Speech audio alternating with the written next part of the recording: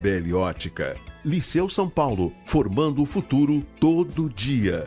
Hospital Visão Laser, sua visão é o nosso sentido.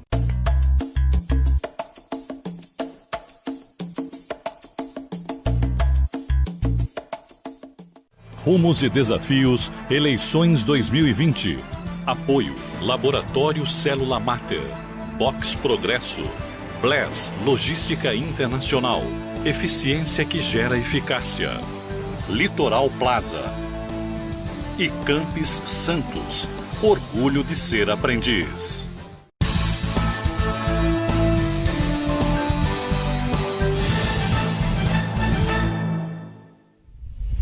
Seja bem-vindo ao programa Rumos e Desafios Eleições 2020 da Santa Cília TV, uma emissora educativa da Universidade Santa Cília de Santos. Nós temos dois convidados no dia de hoje, Rodolfo Amaral, consultor econômico. Seja bem-vindo, Rodolfo.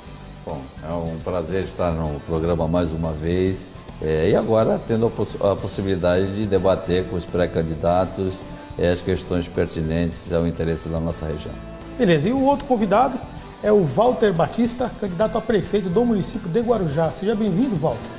Eu que agradeço pela oportunidade de estar aqui com vocês, que são referências não apenas aqui na TV, mas nos temas da nossa política, da gestão pública. Sou grande fã do Rodolfo, dos posicionamentos dele em relação à análise dos números, né, que mostram para onde caminha a gestão pública, não só aqui na nossa região, mas no Brasil. E a oportunidade de estar aqui falando com os telespectadores da TV Santa Cília, para mim é muito importante. É um momento da gente poder se comunicar com o público, de falar das nossas ideias, né, e estabelecer um diálogo mais próximo com o eleitorado aqui da nossa região e da cidade de Guarujá. Walter, você cumpre uma missão muito importante, que é a missão de ser um educador. Você é um professor, né? Em 2016 você foi candidato a prefeito do município de Guarujá e agora se lança novamente a candidatura. Por que você quer ser prefeito do município de Guarujá? Bom, essa pergunta ela é muito importante porque eu acredito que ninguém se coloca num processo eleitoral por si só. Né? A representação que a gente tenta construir na política é uma representação de algumas ideias que eu acredito que são importantes, e a minha história de vida, ela me empurra para a política. Eu nasci em Guarujá em 1971. Em 73, o Morro da Glória, onde a minha família morava, desmoronou e meus pais perderam tudo. Minha mãe conta que saiu comigo no colo, correndo, desesperada, porque a vida dela havia acabado naquele momento. E quando olhou para mim, ela me diz, né, que a esperança de uma reconstrução estava no colo dela. E eu construí a minha trajetória com muita dificuldade, morando num bairro, a Vila Zilda, com uma casa que foi doada pelo governo na época para minha família, porque senão eles não teriam nem onde morar. E a gente conseguiu, a partir da educação, construir uma família com dignidade, com honra. E eu consegui chegar a um patamar na minha vida que me coloca como alguém que tem obrigação de olhar para essa escadaria que eu subi, e a educação me colocou onde eu estou, me orgulho da profissão que eu tenho, mas me colocou com a obrigação de olhar para essa escadaria e tentar estender a mão para que outras pessoas possam ter as mesmas oportunidades que eu tive. Eu lembro que brincava com 4 ou 5 anos de idade, pulando vala na porta de casa, e eu continuo andando pela cidade de Guarujá, com 49 anos de idade, e vendo as crianças passando pela mesma experiência, ainda brincando em valas a céu aberto. Eu passei por uma tragédia com 2 anos de idade, que eu não tenho memória disso, mas quando a minha mãe me conta dessa história, me dói o coração, e recentemente, no mês de março, nós perdemos mais de 40 pessoas na cidade de Guarujá num desmoronamento. Um descaso que vem se repetindo década após década numa cidade que tem um dos 60 maiores orçamentos do Brasil, um dos 20 maiores orçamentos do estado de São Paulo, e que deveria transformar essa riqueza que a cidade possui em mais oportunidades para as pessoas, de dignidade, de moradia adequada, de saneamento básico, de educação de qualidade, de uma saúde que não precisasse ter tantos desvios e tantas perdas, para que a gente não pudesse, nesse momento, estar discutindo o que falta na cidade. Nós deveríamos estar tentando construir uma sociedade um pouco melhor a partir do que é a grandeza econômica de Guarujá. É uma cidade rica e que não dá oportunidade para todos, e que tem um bolsão de pobreza terrível, com 1/3 das pessoas vivendo em condições subsaarianas, né? Condições de África pobre, né? Condições dos piores lugares que a gente pode imaginar no mundo, isso está na porta da casa da gente. Então eu fui empurrado para a política pela minha história de vida. Eu acredito que, por ter estudado, por conhecer a realidade da cidade, os problemas que a gente vivencia já há muito tempo, e vendo governo após governo, os problemas estruturais da cidade não sendo enfrentados, que alguém precisa chegar lá para fazer essa transformação na administração pública. Beleza, Rodolfo. Walter, quando terminou a eleição de 2016 e os 9 prefeitos da nossa região foram eleitos, houve uma grande expectativa da sociedade de que a região avançaria, porque ali nós tínhamos 7 prefeitos eleitos pelo PSDB e 2 por partidos aliados, o PSB e o PMDB, o PSB, no caso lá, do atual prefeito de Guarujá. Passados praticamente os 4 anos, o que a gente vê é que uma região que tem 4% de representação dos principais indicadores do Estado de São Paulo, população, eleitorado, economia e tudo mais, na hora de receber de volta do governo do Estado, recebe apenas 0,60% do orçamento do Estado. E para que o telespectador entenda, essa diferença menor para a nossa região é algo em torno de 8 bilhões e 500 milhões de reais. Por curiosidade, é exatamente o que as 9 cidades da região arrecadam juntas. O que significa dizer que se o Estado nos respeitasse, nós teríamos a capacidade de dobrar o volume de recursos em nossa região. Eu pergunto, se eleito o prefeito de Guarujá, qual vai ser a postura do Walter, deste Walter, com relação ao governo do Estado? Vai continuar fazendo com que os prefeitos fazem atualmente, dizendo amém, certo? Ou vai realmente defender a sua cidade, os seus direitos e a região em linhas gerais? Bom, Rodolfo, a sua pergunta é extremamente pertinente, né? Porque nós temos visto ano após ano perdas imensuráveis de orçamento na nossa região por falta de gestão pública adequada e exatamente por essa subserviência dos prefeitos da região ao governo do Estado. Nós temos na Constituição Estadual uma garantia, por exemplo, para os municípios, e eu cito especificamente o Guarujá, de uma verba que poderia ser transformadora para investimento em infraestrutura turística, que é a verba do Departamento de Apoio ao Desenvolvimento das Instâncias. E você bem sabe, melhor até do que eu, o quanto que os municípios têm deixado de receber dessa verba por uma postura inadequada dos prefeitos que não defendem o interesse da sociedade, mas sim o interesse político de grupos políticos de uma região que é denominada, você me permita, de Tucanistão. Porque a região da Baixada Santista, na última eleição, elegeu todos os prefeitos alinhados com o governo estadual. Nós tínhamos aqui uma dupla governando a nossa região, que inclusive o governador lançou-se candidato à presidência, o Alckmin, e deixou em seu lugar um ex-deputado da nossa região, ex-prefeito de São Vicente, que assumiu como governador, era vice-governador, com a promessa de que resolveria muitos problemas das cidades aqui da Baixada. Não os resolveu, só deixou as promessas e os problemas para a gente resolver. Dentre eles, a falta do repasse adequado e justo e digno para a saúde, para a educação, para a manutenção das cidades, o compromisso, por exemplo, com a ligação seca, que foi assumido pelo governo federal e pelo governo do estado, que até agora não foi cumprido. São horas e horas e horas que as pessoas perdem na travessia das balsas, que é um serviço ineficiente, inadequado para uma região tão grande, que é a maior travessia da América Latina. Então nós estamos falando aqui da saúde do cidadão que está sendo maltratado, exatamente porque o governo não repassa as verbas adequadas para os municípios. Então é inadmissível que um prefeito ele vá lá bater foto com o presidente quando ele vem, vá lá bater foto com o governador quando ele vem e não cobre, até judicialmente, o repasse das verbas que são direito do cidadão de Guarujá, do cidadão da Baixada Santista. Porque se as pessoas esperam na fila por um ano para fazer um exame, por uma consulta de especialidades, isso se deve a um abandono do governo do estado à nossa região. Meu compromisso é com os cidadãos da cidade e não com o governo, com o governador ou com o presidente, porque a nossa Constituição é muito clara. Está nas leis o que tem que ser repassado para os municípios, isso tem que ser cumprido.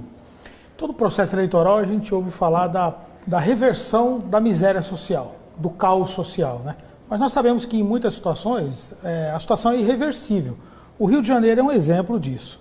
né? O Rio, logo depois da Guerra do Paraguai, aqueles soldados que lutaram, muitas vezes escravizados, alforriados, né? Começaram a se juntar no sopé dos morros, e o Rio se tornou no que se tornou, a ponto de hoje já estar exportando essa miséria social e essa criminalidade para o litoral sul. Cidades que eram pacíficas, como Angra dos Reis e Paraty, né, já se tornaram hoje extremamente violentas e com caos social.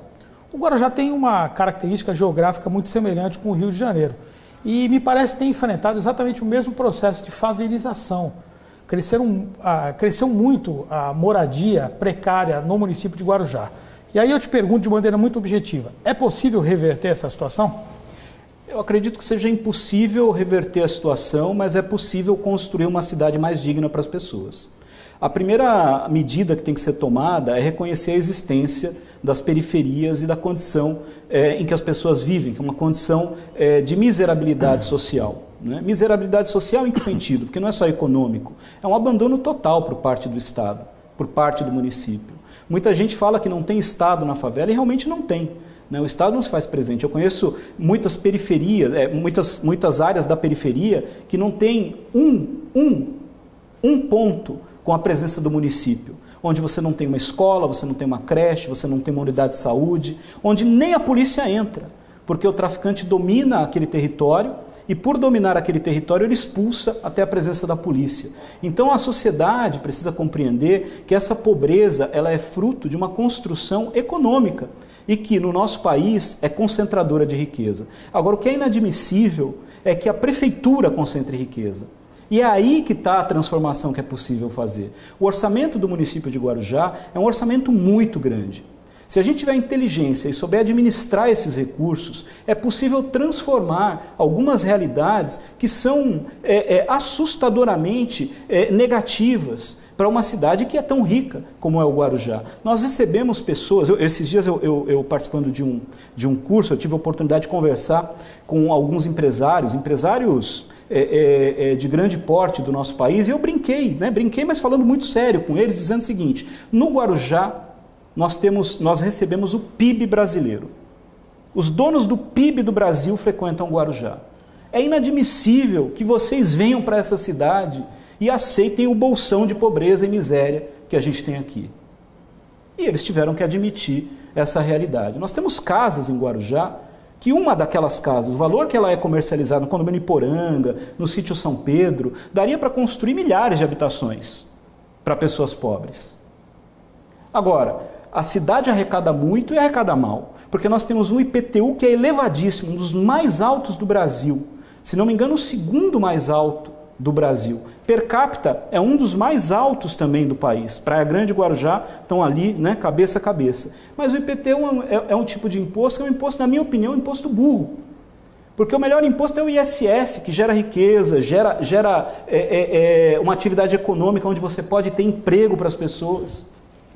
Então é importante que a gente estimule a expansão econômica da nossa cidade. Nós temos uma área de retroporto fabulosa e uma briga política enorme, uma especulação imobiliária que impede a construção de habitações populares. Nós temos mais de 40 mil imóveis vazios em Guarujá o ano inteiro e uma defasagem de habitações que beira 40 mil. Você acha que é possível algum prefeito prometer que vai construir 40 mil casas populares em Guarujá?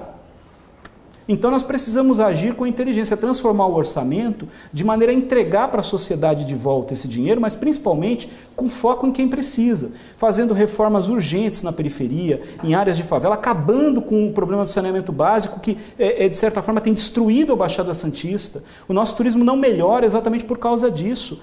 A cada 2 ou 3 anos o Guarujá vive uma crise epidemiológica. Nós temos viroses que matam pessoas o ano inteiro na cidade. Nossa mortalidade infantil é a mortalidade infantil dos piores países do mundo. É inadmissível que uma cidade que está sendo administrada há cerca de 4 anos por um médico aceite uma mortalidade infantil que é uma das piores do estado de São Paulo. Nós estamos falando aqui de indicadores de números. Então é possível resolver o problema? É. Nós estamos armando a guarda municipal, por exemplo, e o problema da violência continua na cidade, porque não há uma política de inteligência, de enfrentamento ao problema mais grave da violência, que afeta a vida das pessoas mais pobres. É a criança que deixa de frequentar a escola para se ligar ao tráfico de drogas que está perdendo. Essa inteligência do investimento é que tem que ser feita. Se a gente ampliasse áreas de lazer para as crianças, se a gente fizesse projetos de educação mais efetivos, com certeza nós estaremos vencendo mais batalhas. Beleza, olha, nós precisamos chamar um rapidíssimo intervalo, nosso tempo esgotou, você está aqui com o candidato a prefeito do município de Guarujá, o Walter Batista. Intervalo aqui na Santa Cília, ó, rapidinho.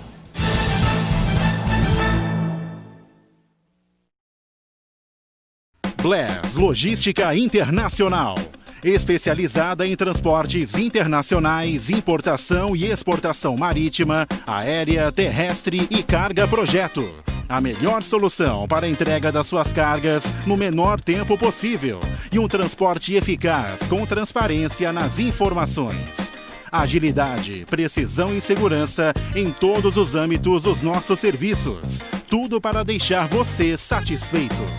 Bless Logística Internacional. Eficiência que gera eficácia.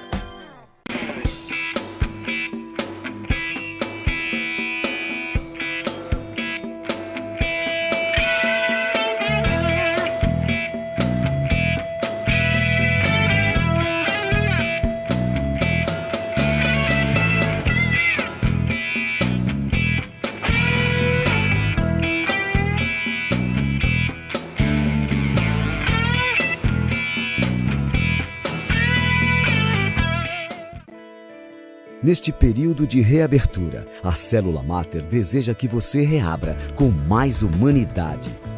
Renasça com mais amor. Ressurja com mais união. Retorne com mais cuidados. Renove com mais proteção. E realize com mais parceria. Afinal, a saúde não pode parar, nem você. Vejo o campus como uma instituição muito rica, porque além dela promover a nossa capacitação profissional, ela também ajuda muito no nosso interpessoal. O campus me deu uma motivação de vida. Ficava mais na rua. Aí agora com o campus eu chego, tinha aquele tempo vago. Diversos casos, jovens que vivem em comunidades periféricas que aqui encontram uma oportunidade, conseguem crescer, realmente rico em transformações e ele consegue edificar bastante jovens.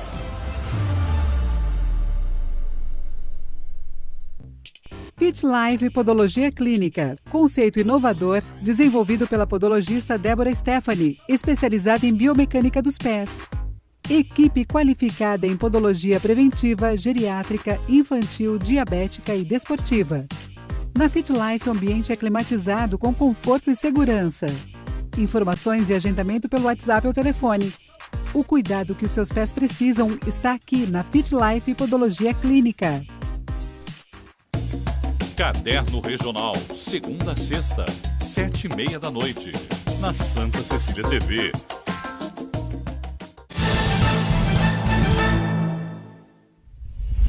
Estamos de volta com o programa Rumos e Desafios Eleições 2020. O convidado de hoje é Walter Batista, candidato a prefeito do município de Guarujá. Rodolfo, por gentileza.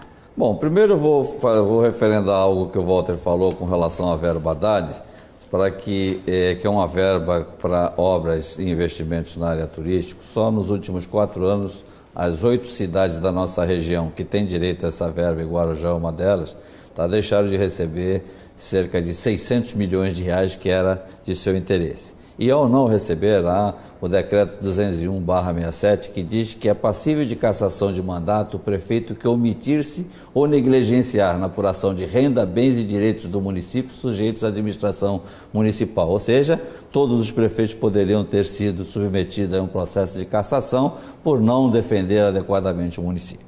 Mas eu vou provocar o Walter aqui porque ele fez 2 colocações interessantes na explanação anterior, que é uma seguinte: uma que talvez pouca gente saiba, desde a emenda constitucional 29, que é muito conhecida para a área de saúde, mas essa emenda constitucional permitiu que os municípios praticassem não só o IPTU progressivo, que foi tão esperado e defendido, inclusive pelos partidos de esquerda, como o IPTU diferenciado, certo? Ou seja, cobrar alíquotas diferenciadas por zonas de cidades ou tipos de imóveis.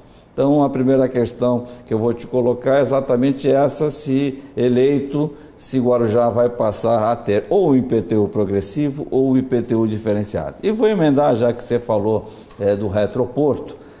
Parece que existe um sapo enterrado numa área próxima ao porto de Guarujá, em Vicente de Carvalho, uma área de 4 milhões de metros quadrados, que desde o Maurício Mariano tem, da administração do saudoso Maurício Mariano, tem projetos para a expansão portuária, para a utilização com essa área como retroporto, e passou governo após governo, todos prometendo que iriam ocupar, dar uma destinação para a expansão do retroporto, e até hoje nada foi feito.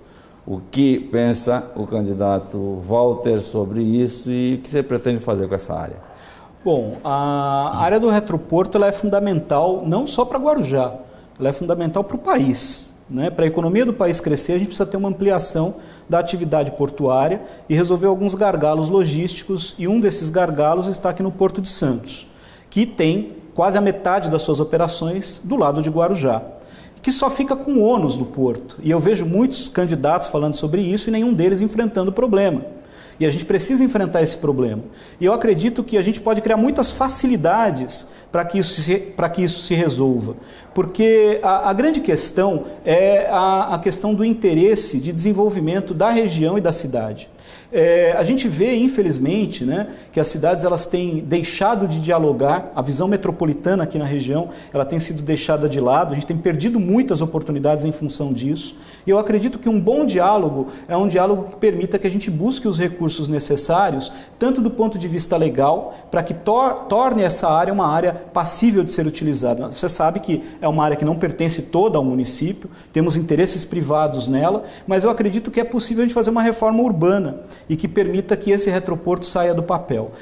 Eu gostaria até de ligar uma coisa com a outra. Agora já precisa de uma reforma urbana. O plano diretor que nós temos lá, ele é um plano diretor impeditivo a investimentos necessários para a construção de habitações populares. O solo é muito caro em Guarujá.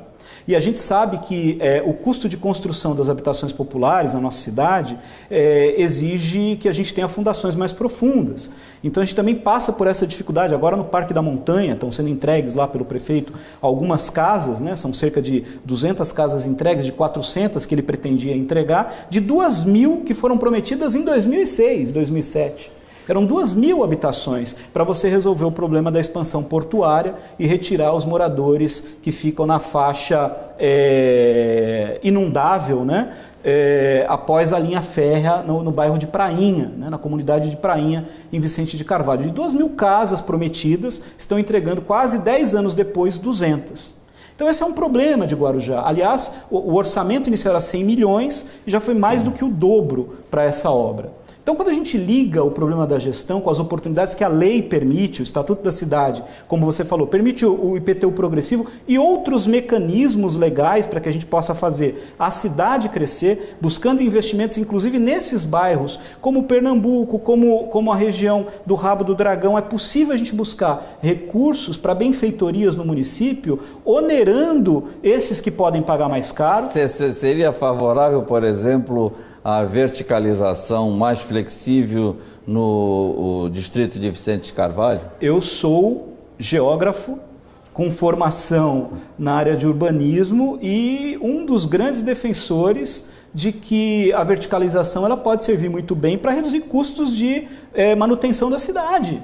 É inadmissível, na atualidade, com a tecnologia construtiva e com as possibilidades que a gente tem, que a gente não invista em verticalização. Sim, sou favorável, inclusive eu sou favorável a mecanismos que o próprio Estatuto da Cidade permite, de uma reforma urbana que permita que a gente faça como Berlim. Berlim, para resolver o problema habitacional, não paga apenas um auxílio de R$200 de locação social, como o Guarujá paga. Isso é uma vergonha. Berlim compra imóveis para colocá-los à disposição da comunidade. Nós podemos fazer a retomada de vários imóveis que estão devendo para o município, com ações, quase a metade. Ou a verticalização com troca de potencial construtivo. Com troca de potencial construtivo. Tudo isso é possível. O plano diretor do município, ele tem mecanismos que prevêem isso, mas a gente precisa de uma reforma urbana na cidade. Né? Agora, essa discussão é uma discussão que, infelizmente, nós temos pouco tempo no processo eleitoral para construir. Nós precisamos qualificar a Câmara.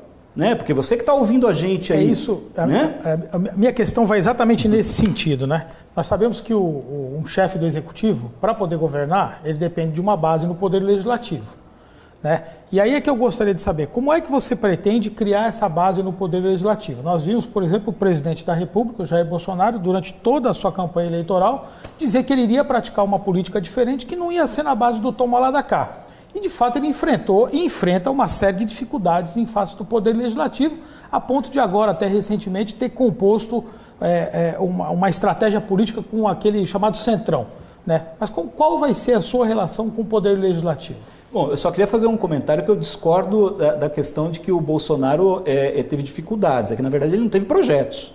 Ele não tem projeto para o país, né? Então, quem não tem projeto, dificilmente tem como negociar com o Congresso, uma negociação republicana, adequada, de políticas para o país. Ele não tem, né? Para a cidade de Guarujá, o que eu tenho visto é que os prefeitos se elegem sem maioria na Câmara. A maioria ela é negociada na composição do governo. Nenhum prefeito, nas últimas décadas, elegeu-se com maioria na Câmara. O atual prefeito não elegeu-se com maioria na Câmara. O partido dele elegeu 3 vereadores. A coligação dele não tinha maioria para que ele pudesse governar, ele teve que construir a maioria no diálogo, né? E hoje ele tem praticamente 100% da Câmara a favor dos projetos dele. Então, se as coisas não acontecem na cidade, não é um problema de oposição política, porque ele conseguiu colocar todo mundo na base de apoio dele. Se não acontecem mudanças estruturais na cidade, é porque faltam aí coragem, projeto e trabalho.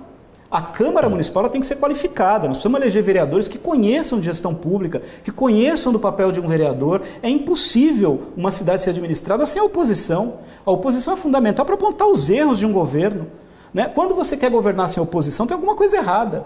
Quando você quer todos do seu lado, num país que está ideologicamente dividido como o Brasil, você quer todo mundo do seu lado, desconfie. Você que está acompanhando a política, desconfie. É impossível governar com todos ao seu lado. Agora, é possível construir uma maioria que permita que você altere legislações que coloquem a cidade no rumo do desenvolvimento. O plano diretor é necessário que seja alterado, o foco dos investimentos em educação precisa ser alterado. Nós estávamos falando um pouco antes aqui, o Guarujá gasta muito dinheiro com educação, mas gasta mal. Falta recurso na primeira infância, falta reconhecer a profissão, por exemplo, dos professores de primeira infância. Você sabia que em Guarujá nós temos uma distorção? Todos são professores, a partir do ensino fundamental. Quem dá aula na primeira infância é um subemprego da educação. Ele é considerado um auxiliar de desenvolvimento infantil ou pajem, não tem carreira de magistério. Como é que você quer melhorar a qualidade desse país e dessa cidade se você não garante a melhor qualidade de ensino na educação infantil? Então são transformações que têm que acontecer. O município de Guarujá gastou só no ano de 2018 7 milhões de reais com a compra de materiais didáticos e deixou de investir na modernização, na acessibilidade para que os nossos alunos hoje, por exemplo, não tivessem com a dificuldade de não poder assistir às aulas remotas que estão sendo dadas. E 7 milhões, uma das compras que a Prefeitura fez foram kits do Palavra Cantada, quem está assistindo a gente deve conhecer, kits do Palavra Cantada, Rodolfo, com um DVD e um CD, Rodolfo. Um CD e um DVD. Quem é que usa CD e DVD? Nós estamos na era digital. Você assina Spotify, você assina Netflix. O dinheiro que ele gastou, que a administração atual gastou, comprando CD e DVD do Palavra Cantada, dava para fazer assinatura para mais de 20 mil alunos da rede municipal, para que eles tivessem acesso à internet e nós não estivéssemos passando a vergonha que nós estamos passando do prefeito estar mentindo na televisão, dizendo que 80% das crianças estão sendo atendidas. Não estão. É mentira. Não acredite nisso. A maioria das crianças está com defasagem. Inclusive, a primeira medida de um governo, quando começar o ano de 2021, é fazer um plano de contingência emergencial para a retomada da educação dessas crianças, que estão sem a qualidade necessária para a sua formação. Na área da saúde, o que vai ser feito com todos os que foram contaminados com a Covid, a gente não sabe quais as consequências disso, isso vai ter uma pressão muito grande sobre o serviço de saúde pública e de geração de renda para as pessoas. Uma renda básica no município, a contratação de cooperativas de trabalho, de frentes de trabalho, a criação de um banco municipal para que a gente possa ter uma moeda circulando no próprio município, o exemplo do que a gente vê em Macaé, que são medidas sociais emergenciais e necessárias. Nós gastamos muito dinheiro, o Rodolfo sabe bem, o orçamento do Guarujá está comprometido com funcionalismo numa parcela muito pequena comparada com outros municípios. A gente tem sobra orçamentária em relação à folha de pagamento que o prefeito atual está queimando contratando empresas terceirizadas. terceirizando o serviço público, gastando dinheiro, contratando câmeras por milhões de reais para monitorar a orla da praia. No condomínio que eu moro, eu pago R$200 para as câmeras funcionarem no município. Eles vão pagar milhões. Milhões. Ele armou a guarda municipal e abriu um concurso para guardas municipais, contratando mais guardas municipais, e ele gasta milhões com uma empresa de guarda patrimonial. Quer dizer, o orçamento público está sendo rasgado, queimado, o dinheiro de Guarujá é queimado, por isso que não se consegue resolver o problema das pessoas que estão em vulnerabilidade. E isso é necessário fazer. Beleza, olha, nós temos 1 minuto e 10, Rodolfo, então eu gostaria de passar a palavra para você fazer um encerramento. Eu só queria dizer e lembrar que o prefeito Walter Suman não foi eleito no segundo turno, certo? E porque no primeiro turno, na verdade, quem teve uma votação foi a então candidata Raifa Hamad, que não é candidata. Tá. Ficou mais fácil agora a disputa com a Raifa fora do processo eleitoral? Eu acredito 30 segundos, por Eu acredito que as pessoas vão ter consciência de compreender que a política precisa de renovação. Eu sou contra a reeleição por vários motivos, inclusive junto-me ao ex-presidente Fernando Henrique, que criou o Estatuto da Reeleição daquela maneira que todos nós sabemos, né? Comprando votos na Câmara, isso está comprovado, e ele atualmente disse que também ele é contra a reeleição. Então deem a oportunidade, olhem para os demais candidatos e conheçam os projetos. A cidade pode melhorar, mas é preciso que as pessoas tenham coragem de votar em quem apresenta os melhores projetos e não em quem anda pela cidade prometendo e depois não cumprindo. Walter Batista, obrigado pela sua presença aqui. Eu que agradeço mais uma vez pela oportunidade, espero retornar em outras oportunidades e parabenizo a vocês pelo espaço democrático que vocês construíram aqui. No debate da Santa Cecília TV, você vai estar presente? Com certeza, certamente. Eu acho que ninguém deveria se abster de debater, principalmente quem tem mandato. É isso aí. Rodolfo, obrigado pela sua presença. Eu que agradeço, foi um prazer. Você ficou com rumos e desafios das eleições de 2020 com o candidato à prefeitura do município de Guarujá, Walter Batista. Fique com a Santa Cecília TV.